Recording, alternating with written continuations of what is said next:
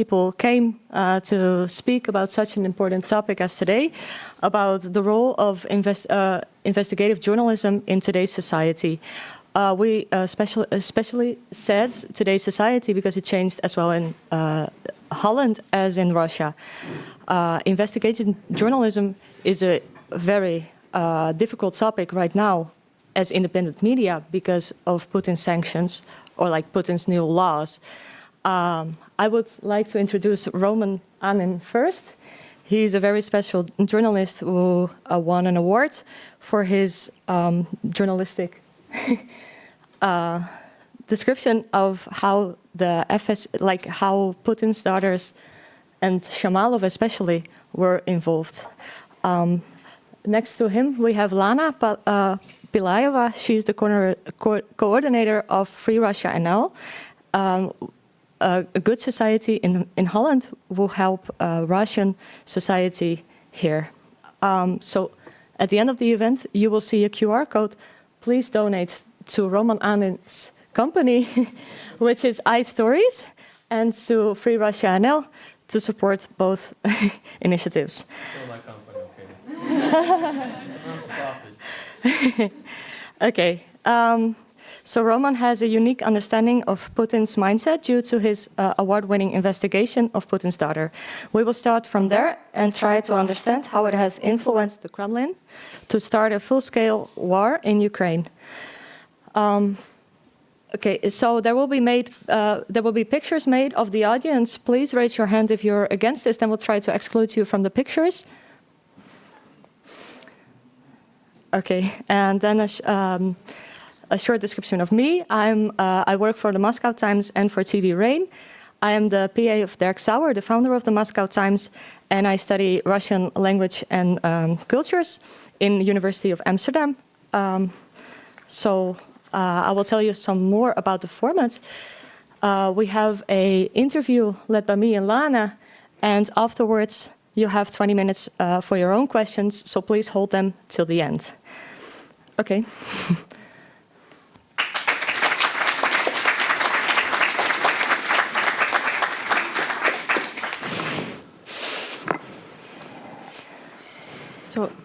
Okay, let me then start. With a personal question, so how has your life changed since the beginning of a full-scale war?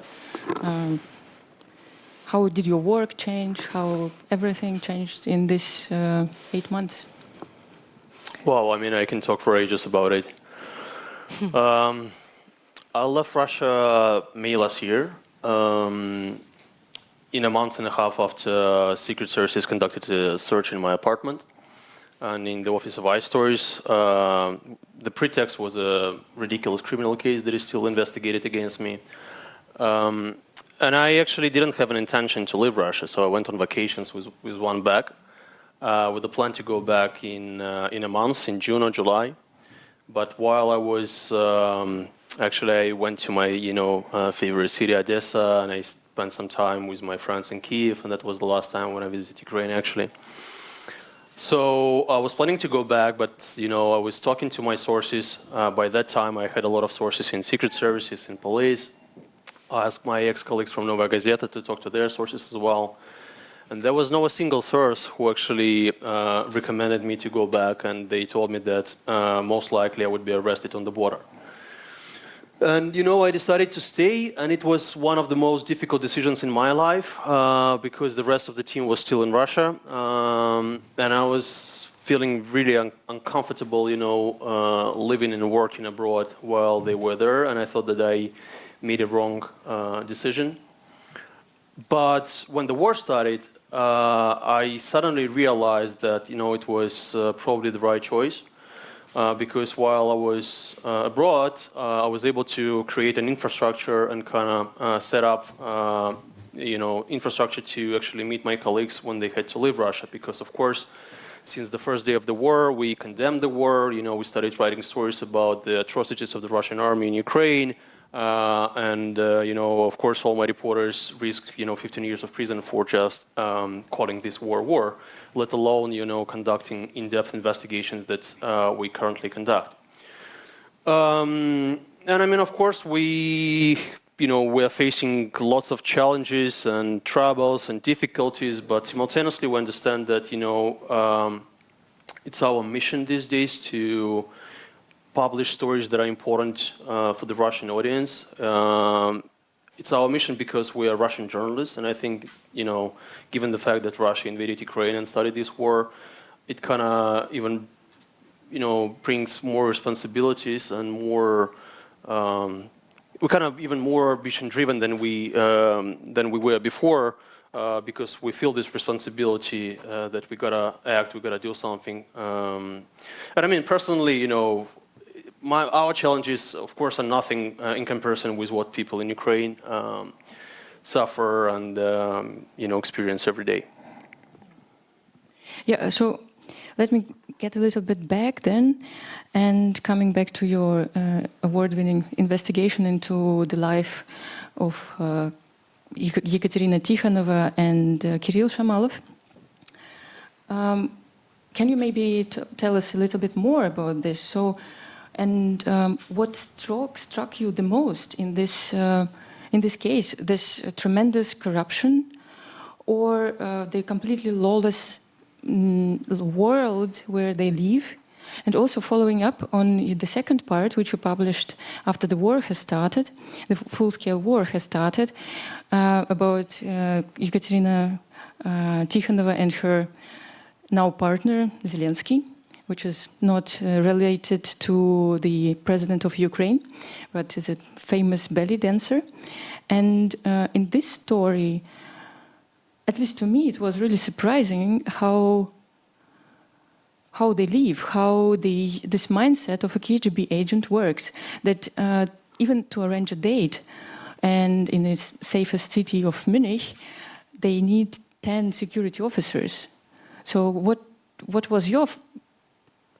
did fascinate you in this investigation? Can you maybe also explain a little bit more to our audience?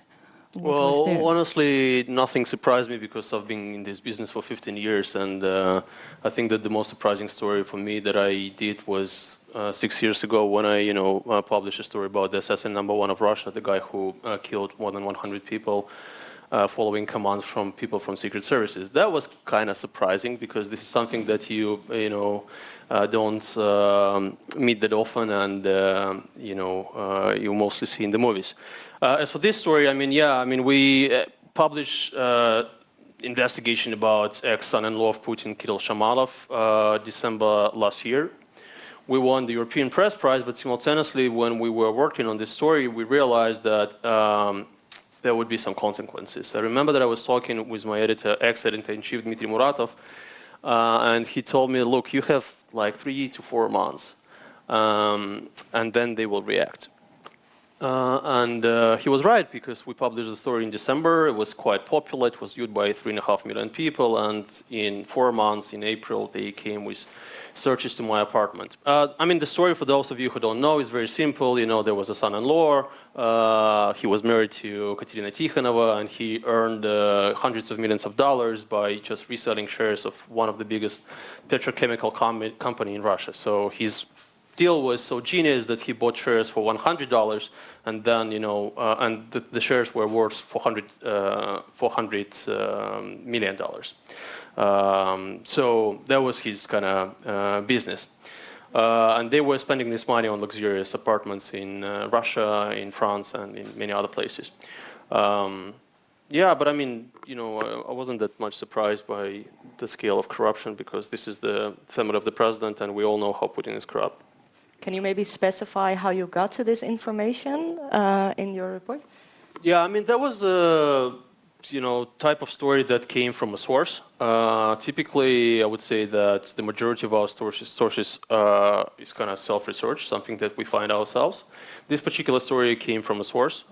It's an anonymous source. We have no idea who's actually behind the leak. Our job was to verify the data. And we spent 1 year actually verifying the data. So there was a leak of emails. Yeah, leak of emails that belonged to Kirill Shamalov.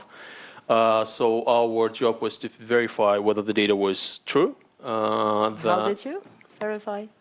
I mean, we went to all sorts of public records. I mean, if you see that, say there's a company and it sells shares to another company, you go and you check who are the owners of the company. You talk to your sources in the company, and you send requests to various agencies. You just do, typical work that journalists are obliged to do. So, because we are still in the Netherlands, and of course, for me, also the scale of corruption in Russia is not that breathtaking anymore. But I think for Dutch people, still, it is breathtaking. And I want you, that's why, to explain and elaborate a little bit more about this. That the guy, in principle, just marrying into the family of Putin, paid $100 for the assets worth 400 million. And it was one of the biggest Sibur, so one of the biggest companies in Russia.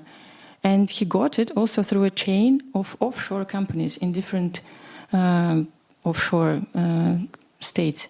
Yeah, the guy became the youngest billionaire in Russian Forbes. Very talented person. Okay. And then they split, right?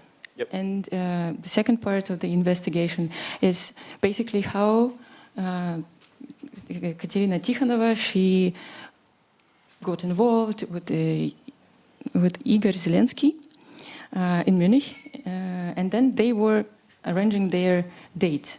Can you maybe also tell us a little bit more? Because, I don't know, we know that the Prime Minister of the Netherlands, he goes to work on a bicycle. He does not need a dozen of bodyguards running behind his bicycle, maybe carrying his suit. But when you arrange a date for a daughter of Putin, it's completely different. So how many Secret Service officers do you need to arrange a date for Putin's daughter? I mean, it depends on which city and how many days. In this particular case, there were 12. So 12 Secret Service officers trained and paid, of course, from the taxes, were running behind love life of Putin's daughter. And what do you think it tells us about the mindset of, how can we try to understand the mindset of Putin and the elites? Because can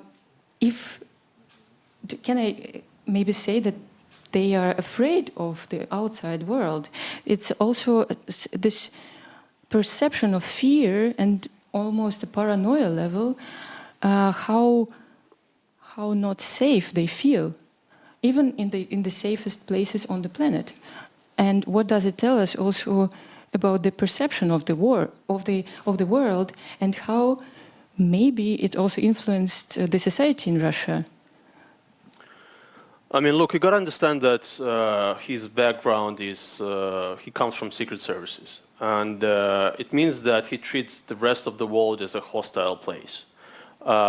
In general, he thinks in terms of special operations. I mean, I know this type of people because, I know a couple of people who served with him. I know a couple of people who, who were friends with him. And they have this, it's really interesting because he has this kind of mixture of criminal and secret service mentality of a guy who comes from secret services.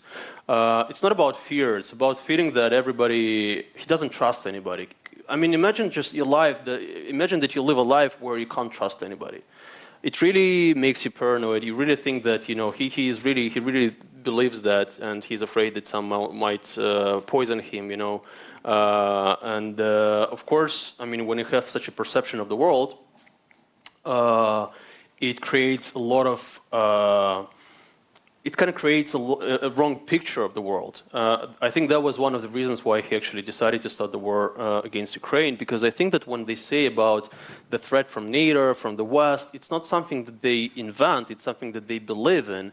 And that is why they don't understand people who think that this is bullshit, because they're like, yeah, I mean, it's so obvious. If you look at his interviews, he's constantly kind of subliming that, the threat was so obvious that I had to react. And it's because of the wrong perception of the world. That's what I, think. And there are many reasons. One of the reasons is that he's kind of soldier of the Cold War, which he lost. And for them, for people from KGB, from secret services, it was quite a serious loss. Even those people who don't support Putin, and I know a couple of KGB officers who hate Putin, but when he started the war, they kind of felt that it was the revenge to the West that defeated them in the Cold War. So this is their mentality, and this is why they see the whole world around them as a hostile place. But for now, in the war, of course, it's unsafe for Putin. But before the war, was it objectively unsafe for Putin to go on a bicycle to his work? Like, I know he lives in the Kremlin, but... I mean, imagining Putin going on a bicycle to his office is like imagining an alien, somewhere in the center of Moscow. It's like something that doesn't happen.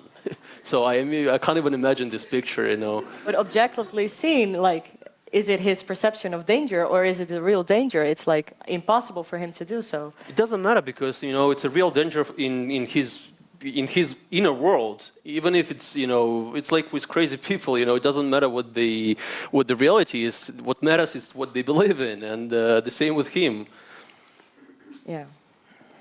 Yeah, so we have in principle this KGB agent in the head of state, also with unlimited powers, basically. And of course, he imprints this picture of a world, super unsafe place. And do you think it's also that's why he cracked on independent media so much? He just completely cleaned the space for only one perspective possible. So even it does not allow interpretations. So it's only one possible view. Do you think it's also connected to this unsafe world? I don't think so. I think media. I mean, if you look at his career, the very first thing that he did when he became president, he actually cracked down on media, on NTV, because he realized how powerful is media, because media TV made him a president. If you remember, this guy, what was his rating before the presidential campaign? Like 3%, and then all of a sudden all the major TV channels started to support him, like the First Channel, and all others. And he realized, and all of a sudden, he became the president. So he realized how important is TV, what a tool it is to manipulate people, and that there is a big power behind media. So that is why he cracked down on NTV. Then he went to and he took control over the major TV channels. Then he started to take control over the major newspapers, and now they blocked like, I don't know how many, I think more than 1,000 websites after the start of the war. So of course for them it's critically important to create this kind of solid picture of the world that is of course created inside the Kremlin, that has nothing to do with reality. Otherwise, you can't convince hundreds of thousands of people go and die in Ukraine for just, for a stupid idea that doesn't exist. Yeah, and so it's of course very strong topic. Also, going back a little bit, during the Corona lockdown, right? Putin separated himself even more from the reality, and maybe some people here in the audience don't know, but Mr. Putin is not a user of internet, so all the information he gets is on such printouts that are delivered to him, so printed and delivered to him by special people, and this is the source of information. And recently there was a really hilarious moment when a schoolboy asked Mr. Putin to subscribe to his YouTube channel, and the reaction of our president was, "Yeah, I can put my signature, but where?" So what do you want? I will put my signature, no problem. But where? Give me a paper or something like this. So he does not know what a YouTube is, and I think it also shows us that he's detached from the society, from majority of people which go online, watch YouTube news watch iStories for their dinner and so on.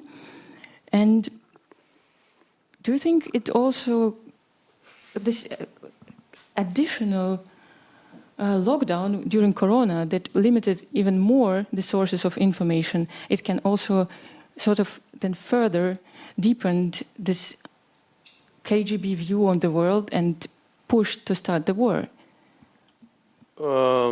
In some sense, yes. You're right that he has isolated himself in the last couple of years. At least that's what sources say. So that his inner circle these days is no more than 5 people. And these are mainly people from secret services. And of course, when you isolate yourself and when you limit sources of information that you analyze, of course it creates a wrong picture. That was actually one of the reasons why they failed with the invasion, because the information was coming mainly from secret services, mainly from one of the major units inside the FSB. There was reporting that, we will actually, the plan was to seize Mariupol in 3 days and Kyiv in 5 days. That was the plan. That what, people who were entering Ukraine in the first days told us.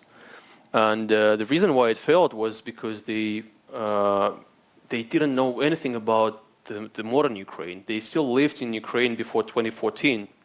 First of all, because they relied on information from agents that ran away from Ukraine to Russia in 2014, so-called members of Yanukovych's team.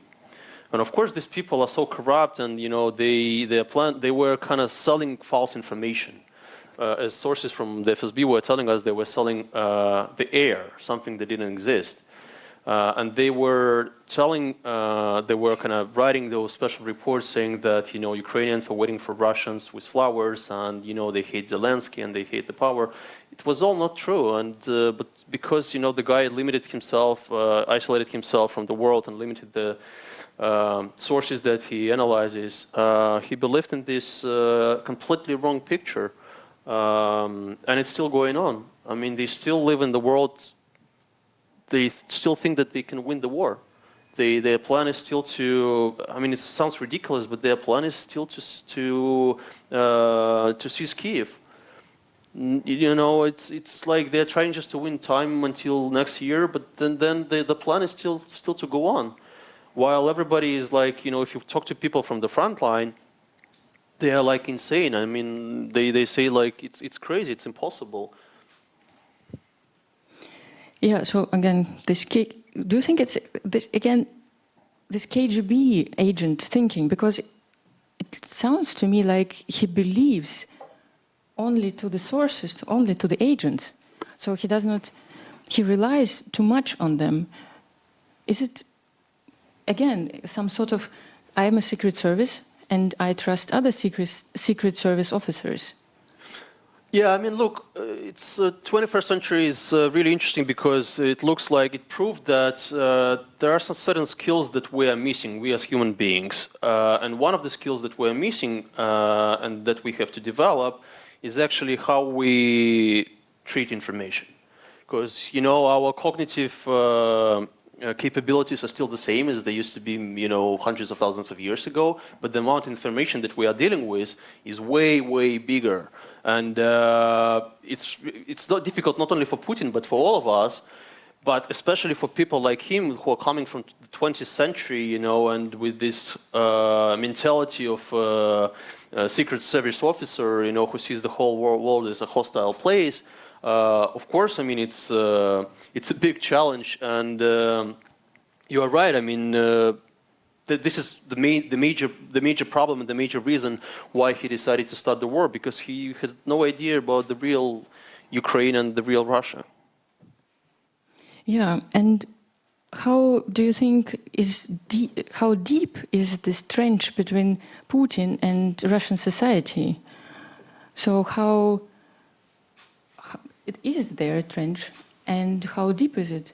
And also, how much do you think it changed with the mobilization when it was announced? So how this was perceived? Because even propaganda, which is super strong in Russia. So even my parents that live there, and they get information from the TV, and it's horrible. And many people still watch TV regularly, but even this was not enough to say that mobilization is good. Even this amount of brainwashing, in billions of dollars, of course, well spent, this was not enough to say what they are fighting for. So how is there this trench, and how is it developing right now? It's difficult to say. So I mean, you know that all the polls show that 70% of Russians support the war. You know that, when we talk to relatives of soldiers, when we talk to soldiers themselves, we talk a lot to people in Russia, in the regions, and we write a lot about people in the regions, and we have really good sources. We talk a lot to soldiers in the front line, from both sides. And for us, it's kind of obvious that the majority of Russians support the war. It's not it's something that we have to deal with, and it's true. And we gotta look straight in the eyes of the truth. Simultaneously, of course, there is a lot of why. Why people support the war. Of course, if for 20 years, you brainwash them with propaganda, and you shut down major independent media outlets, you kill journalists, you make people poor. Of course, there are a lot of whys. But simultaneously, I don't know. I think that's... But do you really think they support the war, or support Putin in any policy that he will make? There are kind of mixture of reasons. There are some people who don't support the war, but who say, we can't stay home while our brothers or friends are fighting there. Because Russia, especially in the regions, this kind of feeling of man's brotherhood is very important, and especially for those who serve in the army, and they feel obliged to go and fight in the front line if their friends are fighting there, even if they don't believe Putin, and even if they don't support the war. I thought there was also a high feeling of brotherhood with the Russian people and the Ukrainian people. Yeah, but it looks like it's not working when you're brainwashed with propaganda, and when your leader tells you that you gotta go and fight. For me, it was impossible to imagine that this war would happen. My family comes from Ukraine. I visited my granny in Donbas region every year. I lived there for 3 months every year. I visit Odessa every year, so I have so many relatives there. And I know that many people in Russia also have relatives there. So yeah, it was impossible to imagine.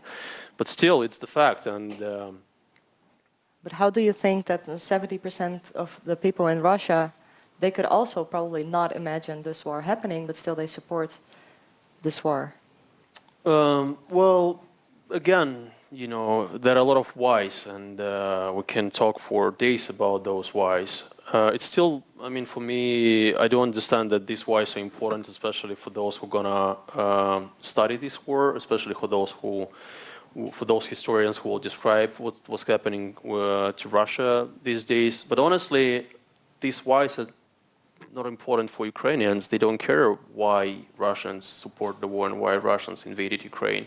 They just deal with the fact, and the fact is that that their cities are being destroyed, that hundreds of thousands of people die, are wounded, and so on and so forth. So we just gotta acknowledge the disease. And yes, there were a lot of reasons why the patient got sick, but he's sick.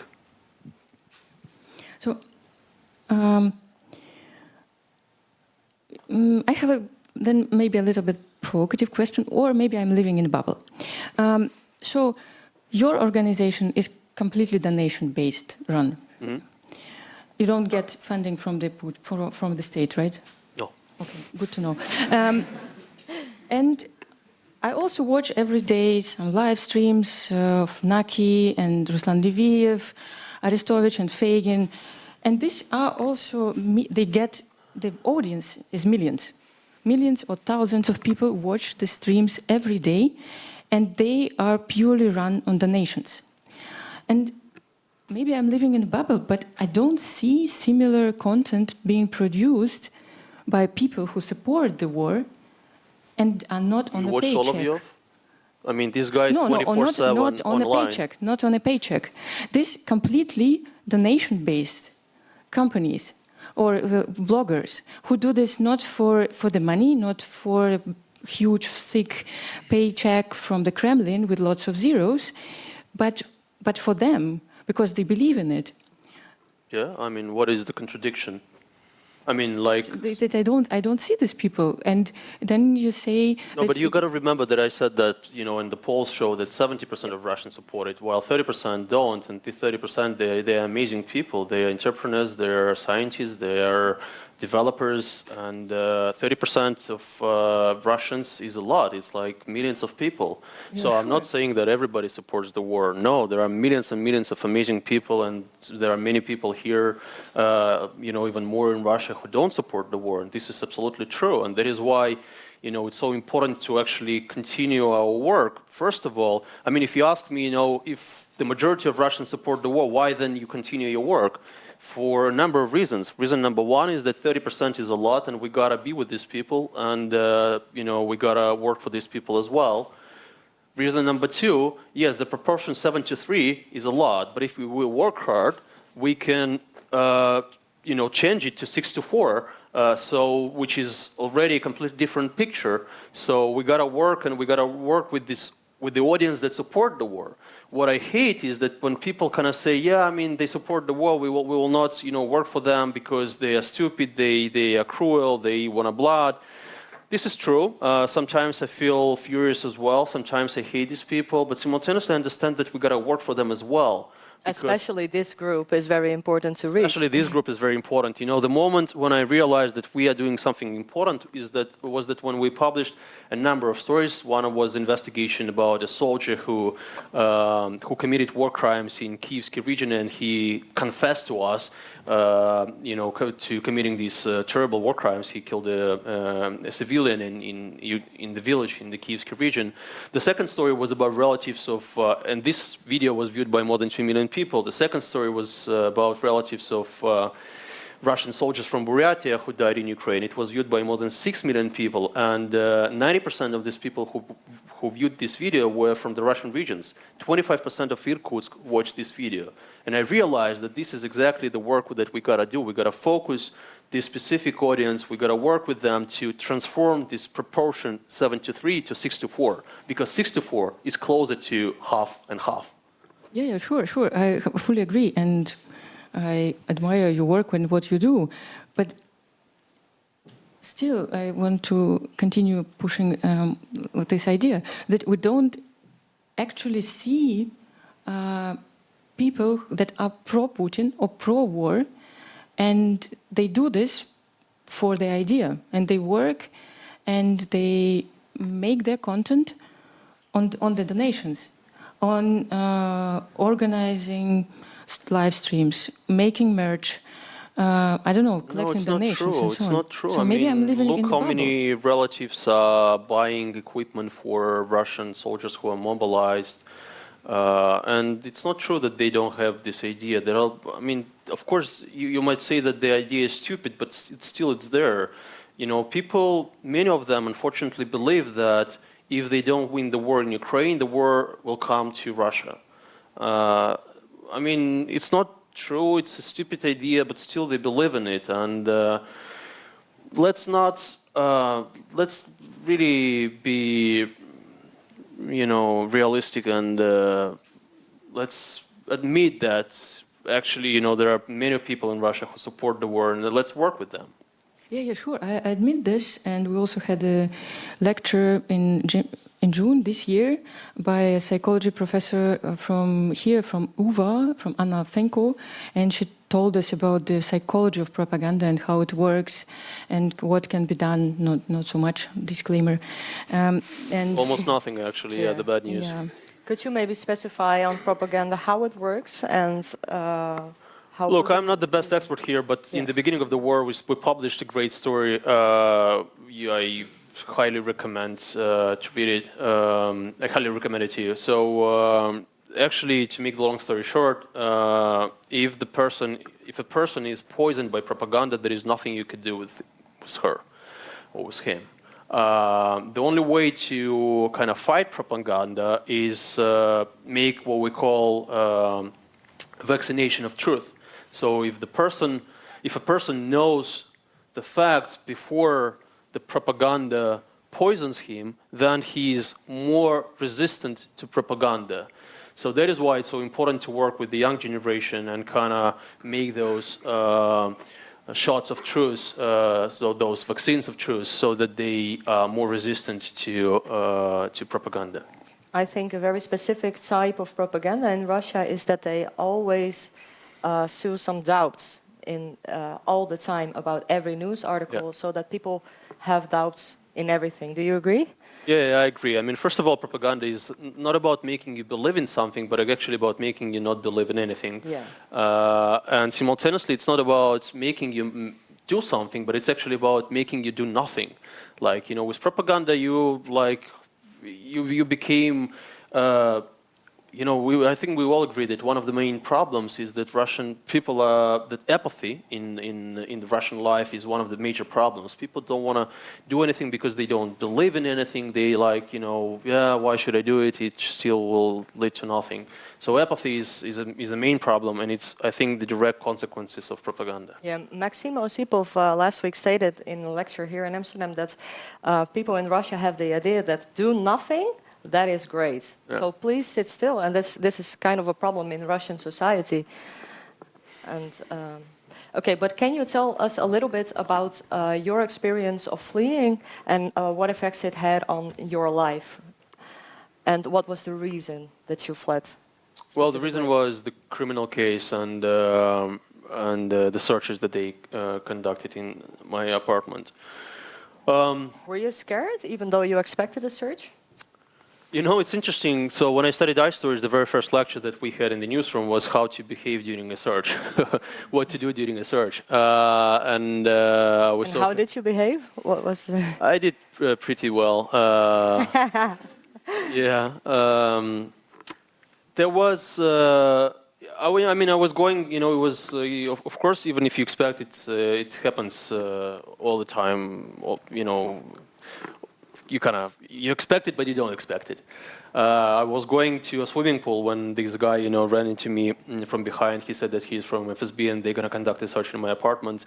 And I knew that I had right to see the search order, where I knew that I would see the pretext. And that was the most probably difficult, the most kind of nervous time, because I was like thinking, what is there? I was sure that they would accuse me of I don't know, being a spy or whatever. And I was so surprised when I saw that, it's about Sechin and his yacht. I was like, whoa, it was 6 years ago, that I published the story when I was working in Novaya Gazeta. So the search lasted for 7 hours, then was detained and brought to interrogation. I was actually sure that they would arrest me because technically they are not allowed to interrogate witnesses in the nighttime, and it was already, in the night. So, and usually it happens when they want to arrest people. And I remember that I was in this, big minivan with these guys looking at the streets of Moscow and thinking, okay, this is probably the last time that I see these amazing streets. And I was really surprised when they let me go. Then they invited me to second interrogation in 2 days. So I came. They asked me questions. I answered. What kind of questions? I mean, about criminal case, whether my name is Roman Anin and whether I published the story.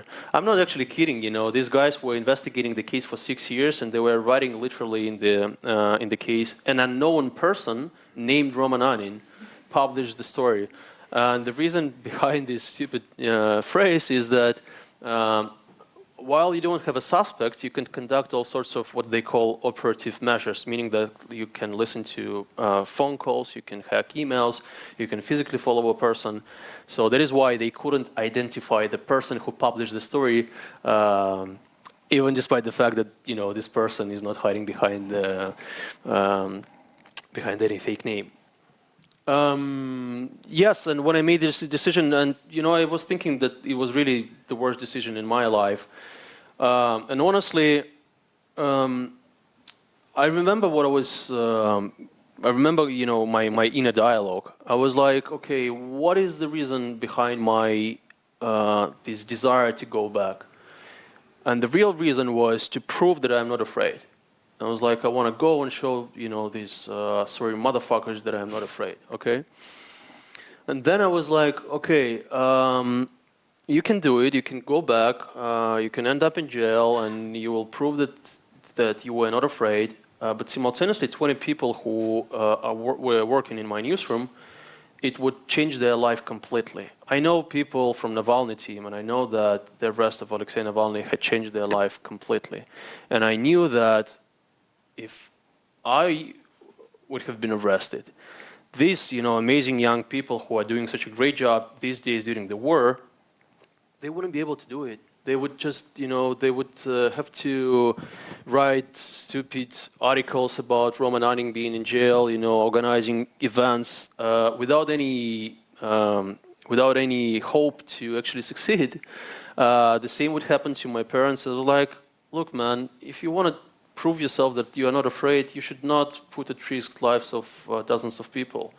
So you did it for your team, mostly? No, I probably did it because I became a grown-up and I realized that don't be a stupid kid and think about the consequences. But I tell you that I really didn't like this decision because my team was in Moscow, I was abroad, and I was like, and honestly, I don't believe that much in journalism in exile. You may wonder, well, wait a second, but you are now a journalist in exile, and all the independent Russian media outlets are working from exile.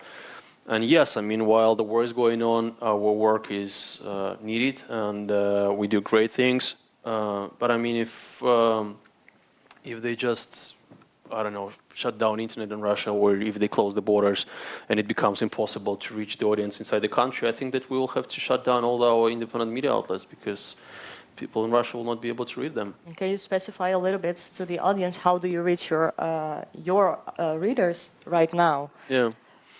So actually, it's interesting because when the war started, we are very actually young media outlet. We're just 2.5 years old. We are probably the youngest media outlet among those independent media outlets that are still on the market.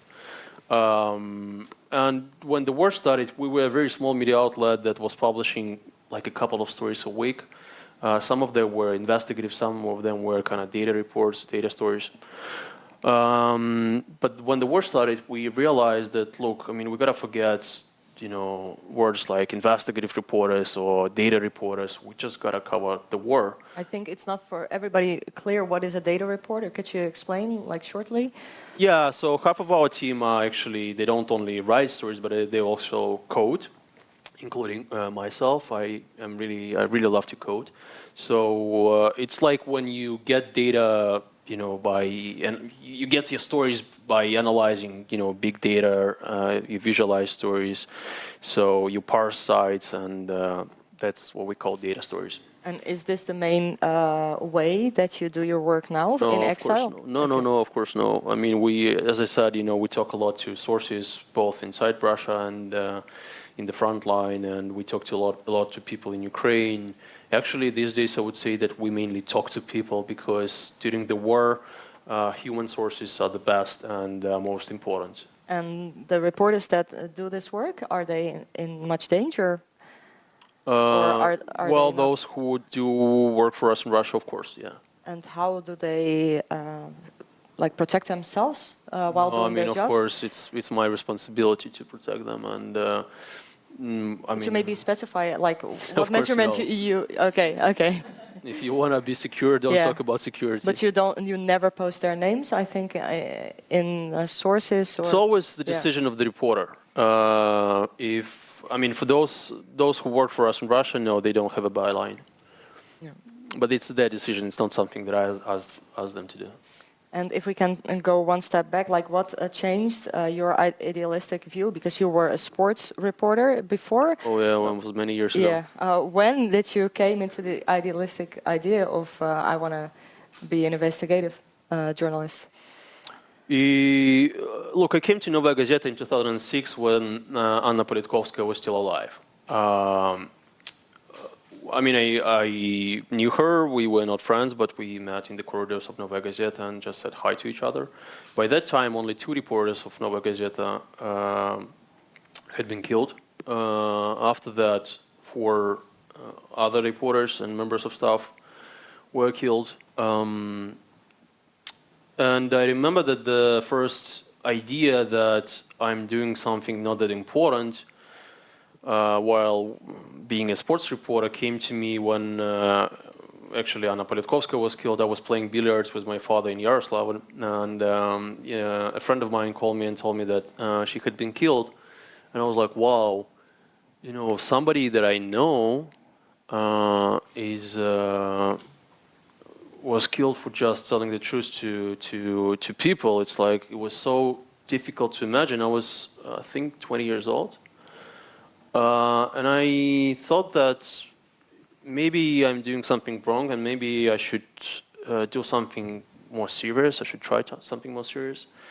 In those times, the investigative unit of Novaya Gazeta was probably the best in the country. They were publishing like amazing stories, and it was a big dream to join the unit. But you know, it seemed to me impossible because these people had sources. These people had numerous awards. You know, Roman Anin was the editor of the section, and he's an award-winning investigative reporter. And then. Actually, everything happened accidentally. So I went to cover the European Championship in Austria and Switzerland in 2008. And when I came back to the newsroom, the war in Georgia started in August. And everybody, since it was summer, everybody was on vacations. And they needed somebody to substitute our war reporter, who was Arkady Babchenko, a famous Russian journalist, a big friend of mine in those times. You can't imagine how many beers we drank with him. So they needed somebody to substitute him, and all of a sudden, you know, I don't remember who was it, maybe Muratov, maybe his deputy Sokolov. They met me and they're like, okay, do you want to go and cover the war? And I was like, I was 21, I just came back from Austria and Switzerland, really happy. You know, Russia showed a great, you know, football there. I was like, shit. And I said, yeah, sure. Why not? Babchenko, you know, he's experienced war reporter. He gave me a lot of really important advice that, you know, the major things that you need during in a war zone are socks and cigarettes, because cigarettes is the local currency. You can get everything with cigarettes, and socks because you got to change them often. Otherwise, you will have problems with your legs. So, anyways, I went there. I made a couple of stories from Georgia, and when I came back, they offered me to move to the investigative section, which I did in 2008. And like, were you eager to be on the investigative section, or were you a bit cautious? You know, I think that I remember that I was really. I felt this fear when I published the very first really big story, which happened in 2009. It was the story about the head of the Russian Russian paratroopers, General Shamanov, and he had a son-in-law who was an organized crime figure. He was the boss of one of the gangs in the Moscow region, and they tried to kill the businessman. And I wrote the whole story. And I actually got the docs from the criminal case, and what they had inside the criminal case were the transcripts of the phone conversations between Shamanov, and actually his deputy and this organized crime guy. and he was trying to actually prevent the investigators from searching the plants that belonged to this guy.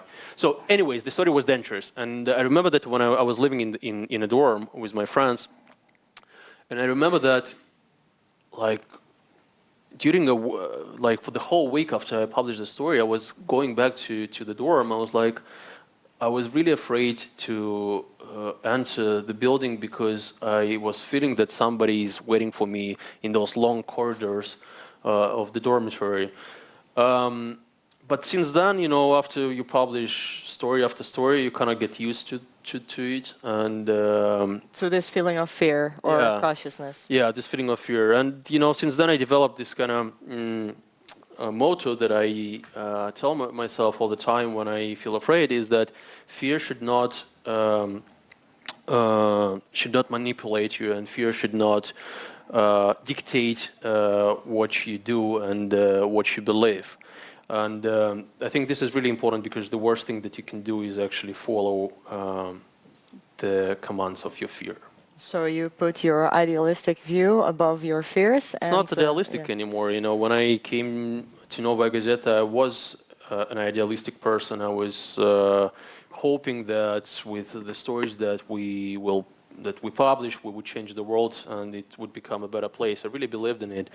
But when you sit in the office of the investigative section of Novaya Gazeta and you receive dozens of calls every week from people who suffer, from people who are in jail, from relatives whose kids were killed, and so on and so forth, you really become less idealistic, because you can't help all these people. This is like the grief and the tragedy that you deal with every day. And today, yes, I'm also not that idealistic, as you probably have noticed. But I mean, on the other hand, I still believe that our work is important. It's not an idealistic view; it's a probably realistic view, and that's the reason why we were doing it. And what do you think was the effect of your investigations in Russia?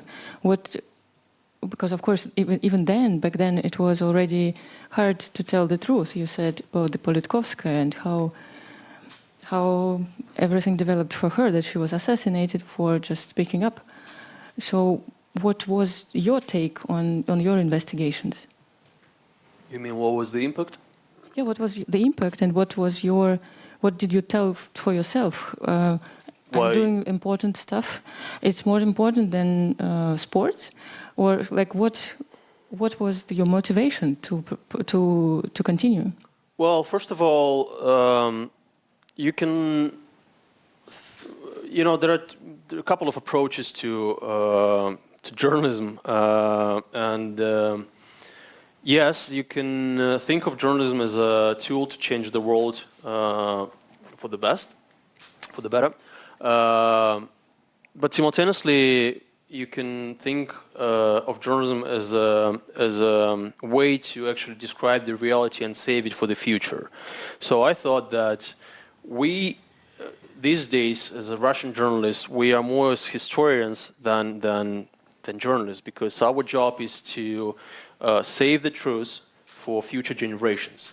So imagine a history book without stories about who was behind the assassination attempt of Navalny, right? Today we know, thanks to journalists.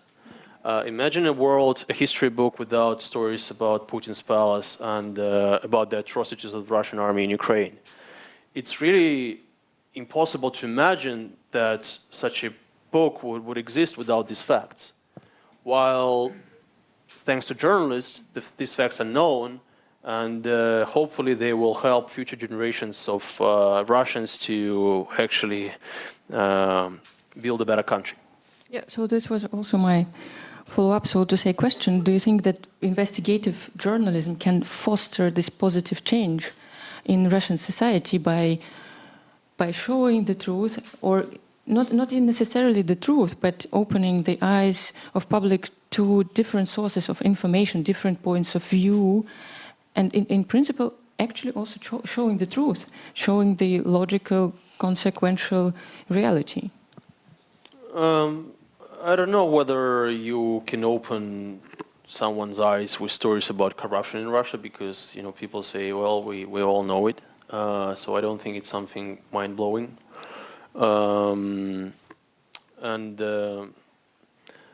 And again, propaganda is so powerful that it's sometimes really difficult to crack this, go through this wall.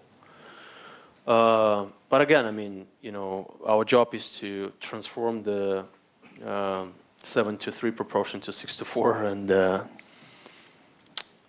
goals got to be modest, because you want to achieve them.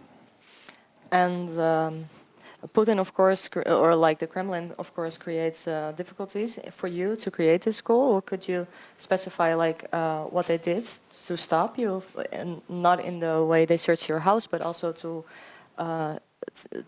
proclaim you a foreign agent and an enemy of the state? Yeah, no. Or an agent, yeah, it's like, well, it's not the biggest problem these days. Yeah, so we, until recently, were the only media that was simultaneously a foreign agent and an undesirable organization. Recently, Insider joined the team. So, I mean, being a foreign agent is like really nothing these days, because we don't even follow this law, so we don't give a shit about it. Being undesirable is way more problematic. Because by just admitting the fact that I work for iStories, I committed a crime and I could be sentenced to 4 years of prison because I had the undesirable organization. All my reporters who are cooperating with iStories commit a crime and they can be sentenced to 4 years of prison.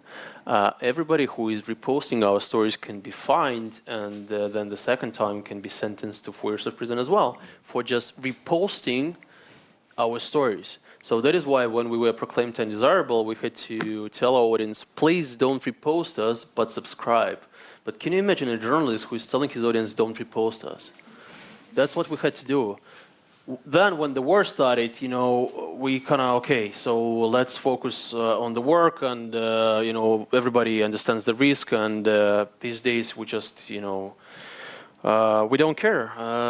We don't care. Of course, we're blocked in Russia. Of course, we're undesirable. Of course, we're foreign agents, all of that. But we don't care. We don't treat this state as a legitimate state anymore. For us, it's a gang of war criminals, and this is, I think, the way everybody should treat them.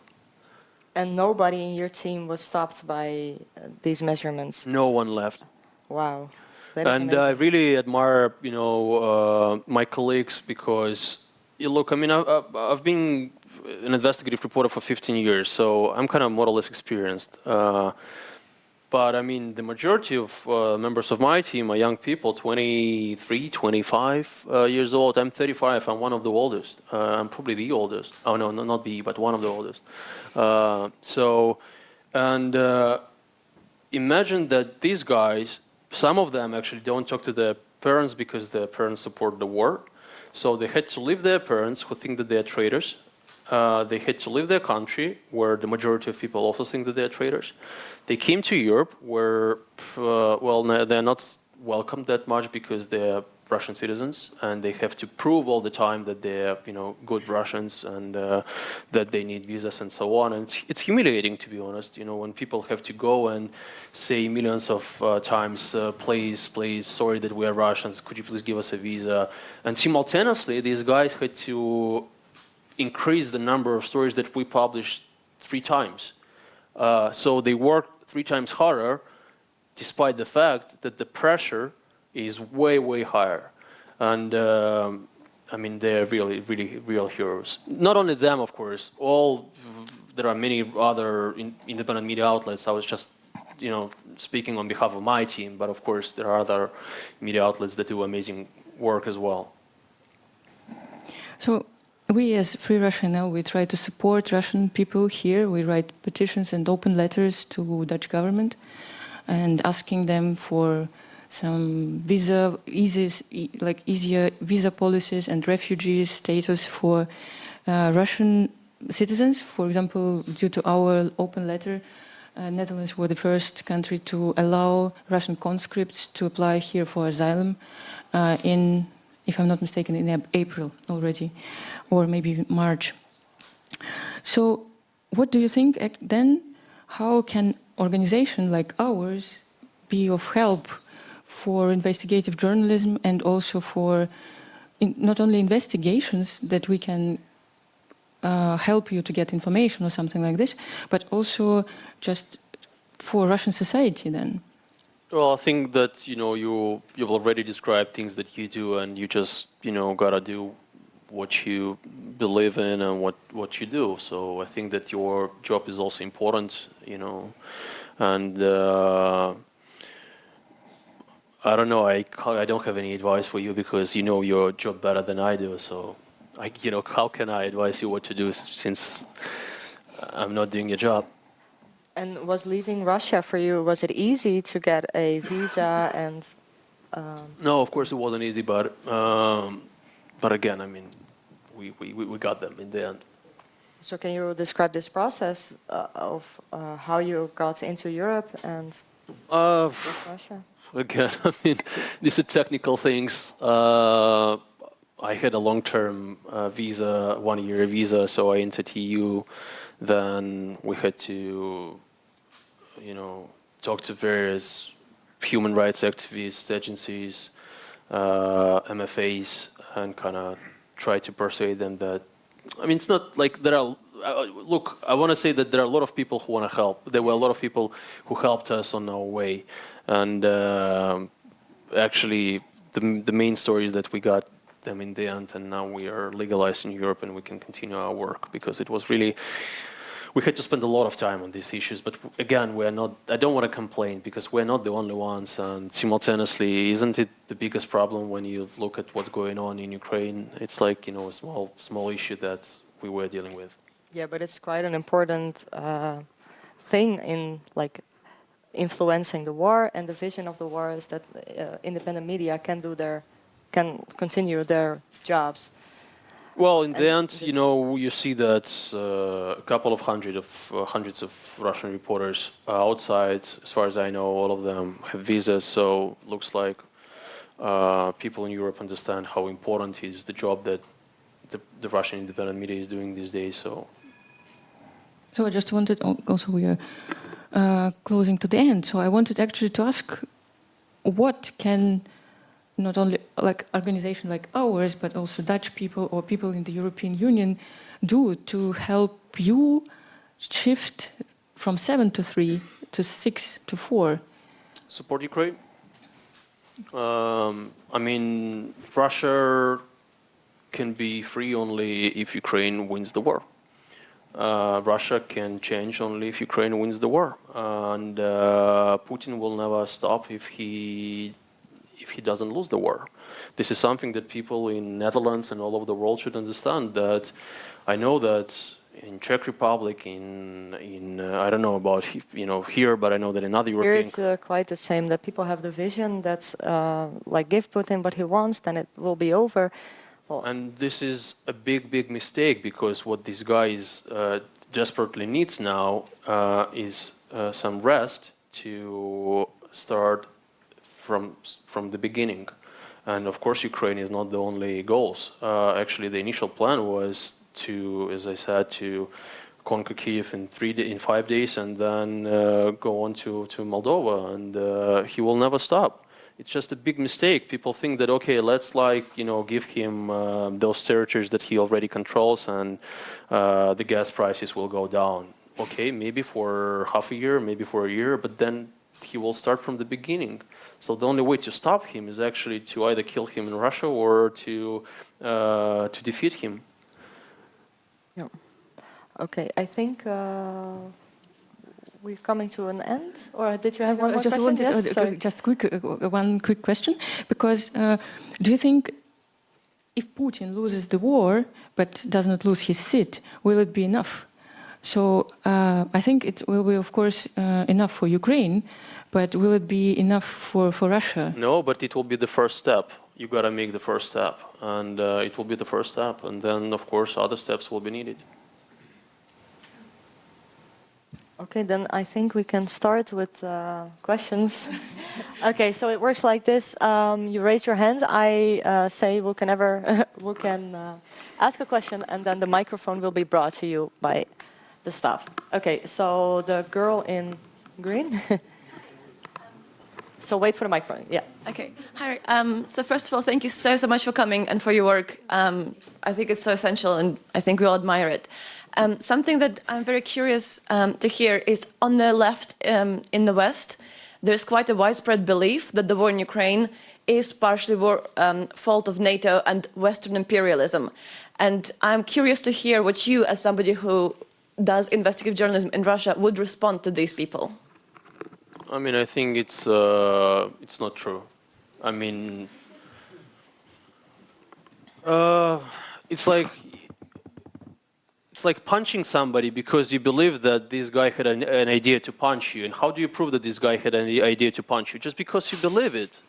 And, you know, he does the same. Of course, I mean, he's saying that NATO was kind of approaching Russia. But, I mean, look, Russia was, you know, common border with NATO countries. If you look in that, what is the consequences of the war is like, you know, Finland is planning to have a nuclear weapon on the border. So everything is vice versa. Even if the plan was to kind of hold it, you know, to create a buffer zone, they failed. So I don't think that it's a smart idea that the West, you know, I think that the responsibility of the West is that it didn't properly react in the past.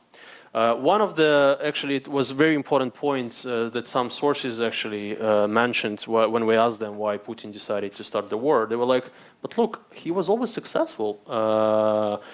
In 2008 in Georgia, everything went well and there was no any proper reaction, you know, and now they control 20% of the Georgian territory. In 2014, everything went well and there was no, I mean, of course there were sanctions, but they were not so kind of devastating, and they were not so bad for the Russian economy. So every time the guy started a war to achieve something, he was successful. And of course, when when he receives these intelligence reports that are saying that Ukrainians are waiting for him with flowers, and when he has this background experience that in the past he was always successful, of course he will start a war. So I think this is the main responsibility of the West, that it didn't react when it was necessary, but not like that they had aggressive plans to invade Russia.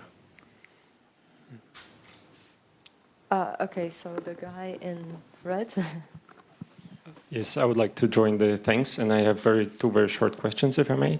So first one, you mentioned a few times this number of 70%, but you didn't mention the other numbers, that number that is reported in most studies, that 91 to 97% of the people actually refuse to participate.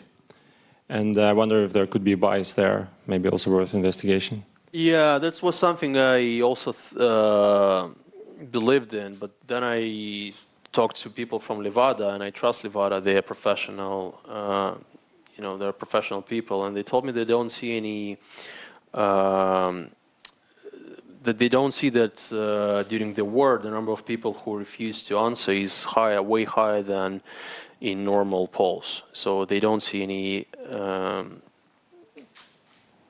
kind of extra bias due to fear. Yeah. Yeah, thanks. And then the second one is about, again, investigation journalism, the topic of today. So as an independent and relatively modest in size media outlet that creates very important stories, you also depend on other media to spread the word. Yeah. And I guess you depend on the Russian independent media, most of who you already probably know, but you also depend on international media, on Dutch media, on American media. So can you say a few words about how you see this collaboration, how well it's going, and how it can be improved? Yeah, I mean, such a good question, because when we were proclaimed undesirable, a number of independent Russian media outlets actually refused to quote us and to share links to our stories. And you're like, well, the war is going on, all of us are abroad, all of us work in exile, and people still don't give links to our stories because they're afraid that they will also be proclaimed undesirable. It really makes me smile. Simultaneously, of course, we cooperate a lot with international media because, I was a member of Panama Papers, I was a member of iStories, was part of Pandora Papers, of all the major cross-border investigations. And we cooperate a lot. There are a number of stories that we are currently working on. I think they will be quite big. And we work with the best media outlets like Spiegel, like BBC, like The Guardian, like Die Deutsche Zeitung, you name them. And these people are not afraid to give links and to quote us. I think that today, more than ever, we got to realize that the real power of journalism is in cooperation and not competition. We got to cooperate and not compete. Thanks. The man in light blue. Thank you. Well, you can see the impact of your investigations on general public by the number of views on websites or YouTube. Could you also see the impact on, say, policymakers, on people who make important decisions? Mostly I talk about people outside Russia. Did you say that we can't see the impact? You can see by looking at, you can see the impact on the general public by looking at how many people read certain articles. Oh yeah, so we can see that. Yeah, of course we can. Yeah, of course. So 4 major cases when assets of Russian officials were seized in Europe were taken following our investigations. So this is the Sechin yacht, my favorite yacht, was arrested. And of course it's thanks to our investigation because they knew that actually this yacht belongs to the guy. The villa of Rothenberg in Côte d'Azur in France was arrested following our investigation. What else? Oh, the apartment of Lavrov's unofficial daughter, the daughter of his mistress. She lived in London and her apartment was also arrested. It was also our investigation. And the assets of a guy from the Russian Security Council, Komarov, we also made published an investigation about his assets that he controlled via an offshore company, and these assets were also arrested. So we do see that. And of course, the story that I've mentioned about the Russian soldier who confessed to us to committing war crimes in Ukraine, I know that our evidence became part of the official investigation that the International Criminal Court is conducting in Ukraine, and hopefully it will become part of the future big trial. Thank you. Yeah, once more, thank you, Roman, for coming. Also 2 questions, if I may. First one, just knowing your background that you didn't work for like FSB or any other services, secret or special services, how do you get your sources? Of course, not to ask you to disclose any information which could endanger your work or your sources. And in relation to that, what is the state of mind of your sources in those special services, and whether we have a chance to see that soon maybe somebody from them would give us a give favor, like at least attempt to make a big favor, like it was like in the previous century assassination of a Hitler attempt and so on.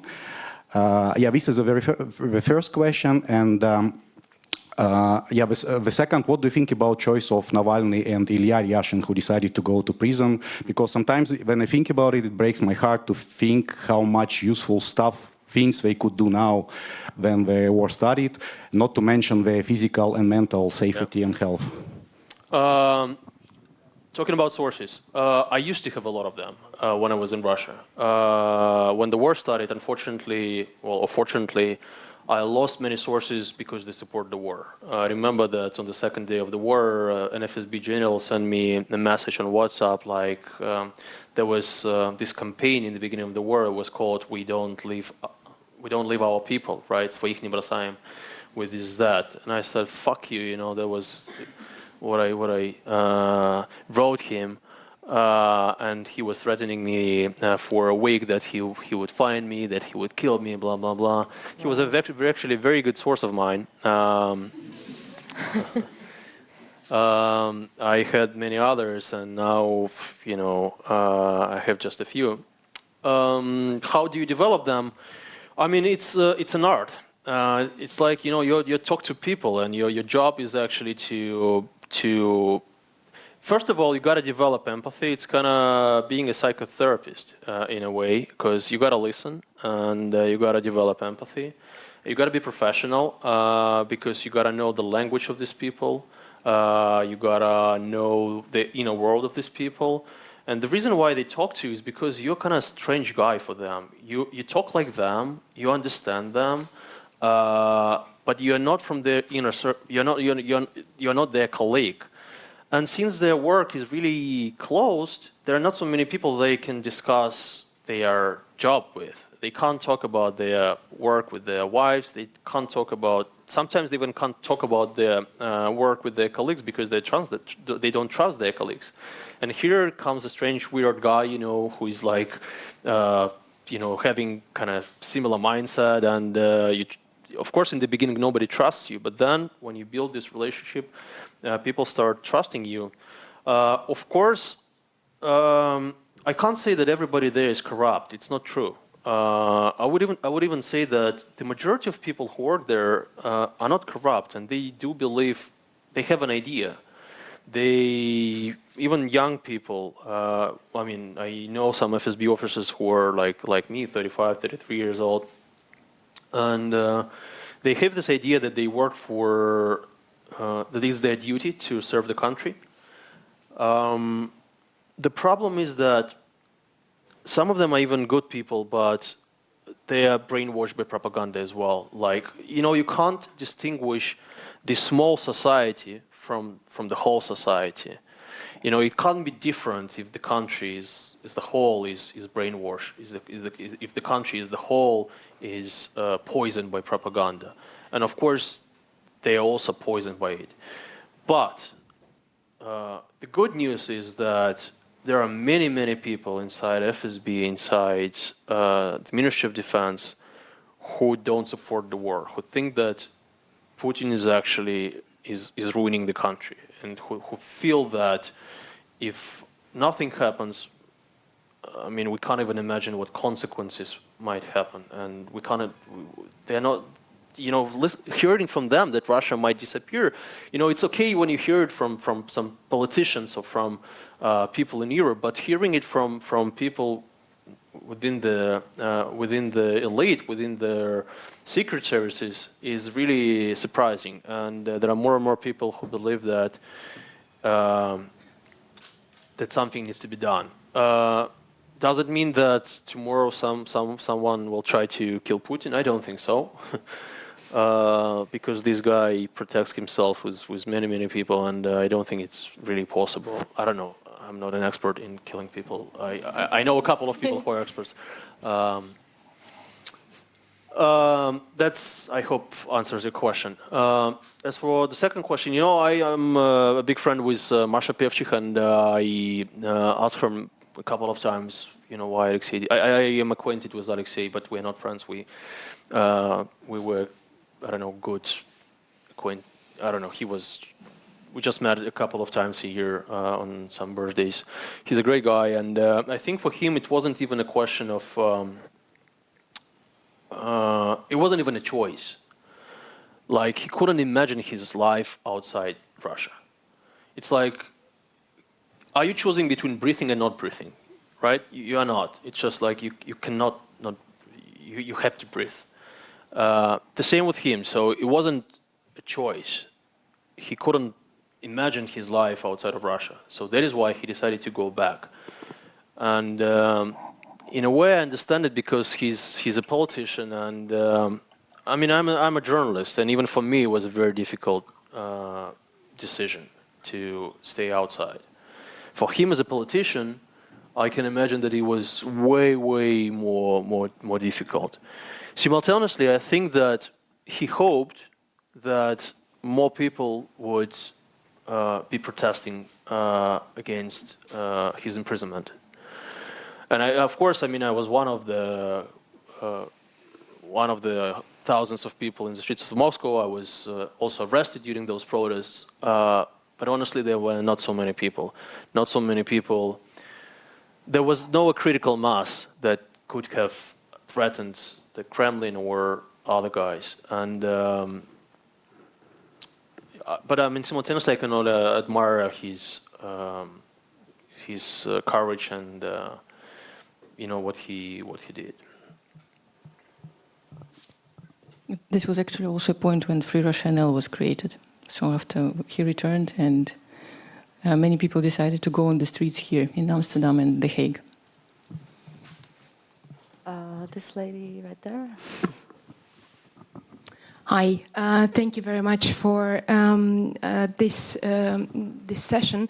I was wondering, first of all, do you feel that the fact that your whole team is outside of Russia, does that affect your work in any sort of way? Because some of my friends, and myself included, like when we left Russia, we don't necessarily understand how it is inside anymore. Mm-hmm. And for me, it's not a big problem for my profession, but for a journalist, I imagine it might be a bit different. And the second question, because we're doing two now. You did mention a few of the humongous yachts that you helped to investigate, and now they're arrested, or, not you, but a lot of other investigation journalists.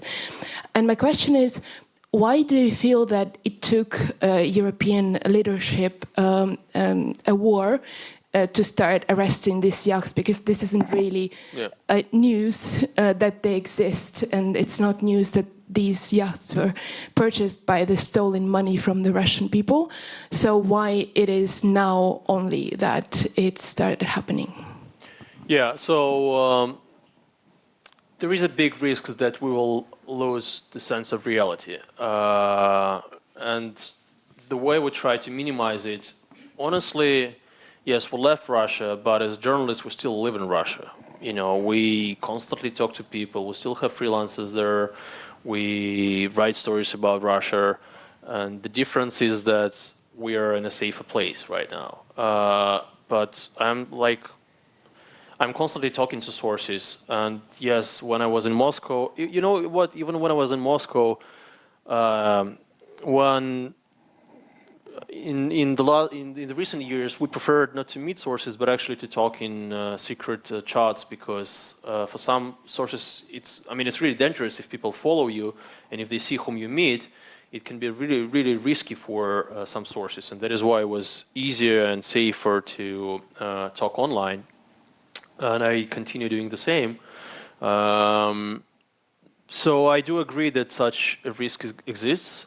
But I don't think that I think that on this stage we're doing well. But as I said, who knows what's going to happen in half a year or a year. But I'm sure that I will feel it. And when I feel it, I will shut down iStories, because I don't want to be a media outlet that is self-serving, is writing stories for themselves. What was the second question? Sorry. Why it took so long for the European? Oh yeah. Well, for a number of reasons. Well, first of all, Europe is a place where the laws work. I know that sometimes we feel like, well, look, this guy has a yacht. Why don't you arrest it? But technically, this is why Europe is different, because they respect the property rights. You can't just take somebody's property if you don't prove that there was a crime. The problem, for instance, in Magnitsky case, I investigated a lot. In order to prove money laundering, you got to prove the predicate crime, so that the money that you see in the West is dirty. But the Russian state was never cooperating with European countries, and was never admitting that the money is dirty. Like in Magnitsky case, people were saying, like, yeah, these people did nothing bad, and they are good citizens, and that is why European law enforcement, they didn't have even legal right to arrest somebody's property. that is reason number one. Reason number two is, of course, that there was no any political will. I do agree with that, because a lot of European institutions, especially banks, as we know it from with the case with UK Bank, with Latvian banks, with many other banks, banks were benefiting a lot from laundering criminal proceeds from Russia. Lawyers, of course, lawyers in Switzerland, lawyers in BVI, lawyers in other countries were in London, were benefiting a lot from creating those schemes and, actually serving Russian oligarchs. And many, many others. So that's probably the reason. She was first. Okay. Sorry. I can pass it. It's fine. Next one. Okay. First, thank you very much for coming here and for this talk. My question is more related maybe to journalism as the profession. I was deeply touched by you saying that 30% of Russian people that they are admirable and of course they are not pro-Putin and those are really cool people. There is a certain opinion that in non-Russian media, a Russian citizen is something like the smaller version of Putin, and I guess it is about this 70%. But do you think if there was also a strong image of a Russian citizen from this 30%, from this non-Putin, would it have a bigger effect on the Western media and Western leaders? But I think that that people in the West, the Western media, they know that there are many millions of Russians who don't support the war, and they see those Russians. I mean, in the US, you see those Russians, you meet those Russians in the Silicon Valley, you meet and see those Russians in the best universities in Europe. So I don't think that it's a mystery for the majority of Europeans. And I honestly, in Europe, in majority of cases, I feel empathy from people who, when I say that I have Russian passport. So I think that this image exists, and but maybe you're right. Maybe we gotta promote it better so that Russia is not. But again, I mean, it's difficult to build a better image of a country that is ruining Ukraine, that is killing people in Bucha, and I don't think I'll feel that this is the right time actually to do it. Here? Oh, sorry, I promised that... oh, sorry, okay. Okay, thank you. I have a question about the secret services you were talking about in the beginning. You said Putin has a KGB mentality, he is grown up in the KGB, he distrusts the world like all the people around him. At the same time, a secret service should have better intelligence than other people, a non-ideological view. I remember the days of Andropov. It was said in those days that it was an advantage that Andropov had KGB background because he knew better than ideological communists how reality really was. You also thought there are members of the FSB who dislike the war, who think that Putin is destroying war. Is there a chance, are the people around him only telling Putin what he wants, or is there a chance that some other people in the FSB get a chance to get reality to him? And the second question, what is Putin reading? Is he only reading what he wants to hear in Russian, or is he, for example, still reading German journals or Die Zeit or Der Spiegel, or doesn't he want to know this? Let me start with the second question. As far as I know, he gets kind of small pieces of paper with major headlines, both of the Russian and the Western media. So he doesn't read it himself, but his members of his staff bring it to him. As for how informed are people within the FSB, that's the problem, that they are not informed.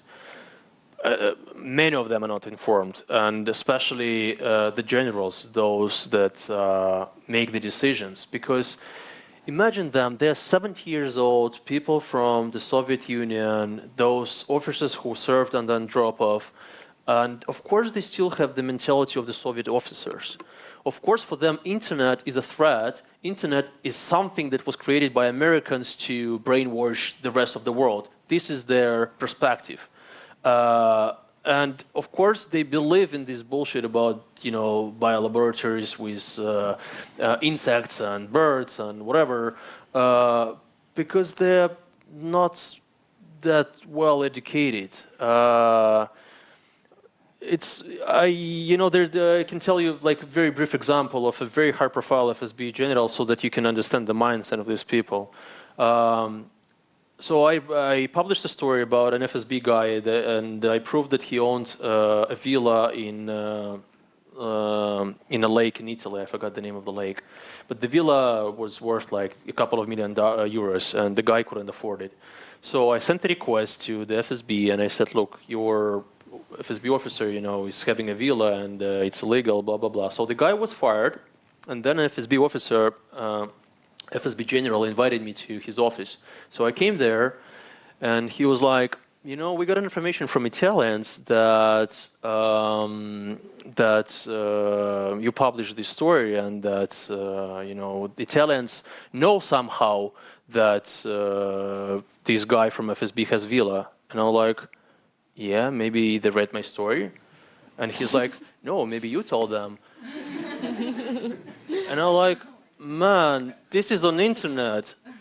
Everybody can read it. Why do you think that people in Italy can't translate and read from Russian? It's like stupid idea to assume that I, got in touch with the Italians to let them know that a story is online, But this is the mindset. Are they informed? Well, maybe they are, but sometimes they're just stupid. Okay, there's room for one more question. So the last lucky one is this lady here. There will be brought to you. Thank you. Two short questions. Thank you for this talk. First question is, what do you think about the role of Patrushev in the government? And because there were some rumors that it's not Putin, but it's Patrushev who is a decision maker, who is supposed to replace Putin, etc., etc. What do you think about him? And second question, do you see the tendency for the people who were put in a jail or who had to escape, whether their families or their property, for instance, was arrested, or families had some troubles? We remember the end of 30s when it was, член семьи врага народа, so the member of the family of the people enemy. I don't know even how to translate it in the right way, but do you see some first signs of that or not yet? Thank you. Of course, Patrushev is a very important person, and he's a member of the inner circle. I don't believe these reports that that he was in charge of the whole, that he made the decision and he was in charge of that he convinced Putin to start the war. I think it was kind of joint decision, and all of them wanted to do that. I don't think that he will substitute him because he's old as well, but he has a son. And there are rumors that his son might be another president, but I don't know. Actually, nobody knows in Russia except Putin himself who's going to be the next president. What was the second question? Oh, whether they will start arresting properties and the members of the family. I don't know. My family is in Russia, and of course I'm really afraid. And do you see some signs for that? So that's I mean, it depends on what are the signs. There were some even public discussions started by members of the parliament. I think that they wanted to arrest properties of people who left Russia. Is it a sign or not?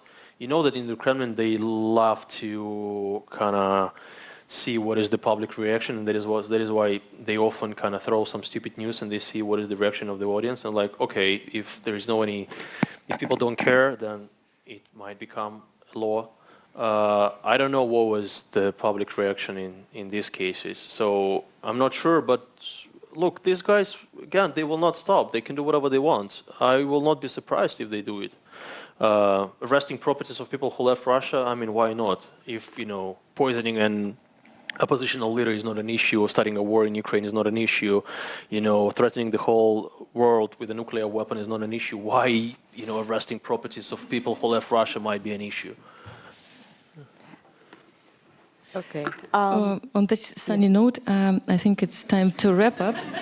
And we are a completely donation-based and run organization, both Free Rationale and Important Stories.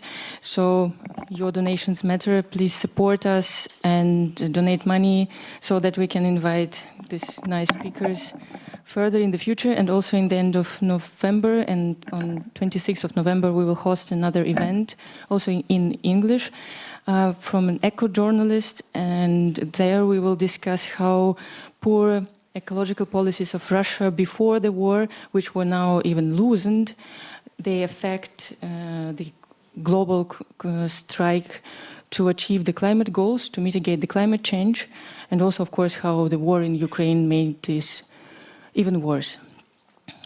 Okay, thank you for coming. If I can make one last note, the Moscow Times has another event also about the difficulties that independent media face right now.